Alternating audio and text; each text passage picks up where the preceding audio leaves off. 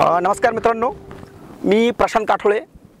आज आपण गणेश पाटील यांच्या शेतामध्ये गाव वडखेल, तालुका दिंडोरी, जिल्हा नाशिक या ठिकाणी गहू या पीक पाहणीसाठी आलेलो आहेत। या शेतकऱ्याला आपण या ठिकाणी नुजोडू सीड्स कंपनीचं हे कविता नावाचा 2084 हा गहू लागवडीसाठी दिलेला होता। तर तुम्ही पाहू शकता मित्रांनो, या ठिकाणी हा जो काही पूर्ण गहू दिसतोय अतिशय टेबल हाईटचा गहू आपल्याला या ठिकाणी पाहायला मिळतोय। आणि गव्हामध्ये जे शेतकऱ्याला पाहिजे महत्त्वाचं की फुटवे, तर या ठिकाणी या गव्हाचे फुटवे पण अतिशय चांगल्या पद्धतीचे आहेत। त्याचबरोबर गव्हाच्या लुंबीमध्ये जी दाण्याची संख्या आहे, गव्हाचं उत्पन्न हे फुटवे आणि उंबीतील दाणे या दोन गोष्टीवर अवलंबून असते। तर दोन्ही गोष्टी आपण या ठिकाणी पाहू शकताय। या ठिकाणी फुटवे पण चांगले आहेत आणि ही जी काही लुंबी आहे ही लुंबी पण अतिशय उत्कृष्ट अशा पद्धतीची लुंबी आपल्याला या ठिकाणी मिळालेली आहे।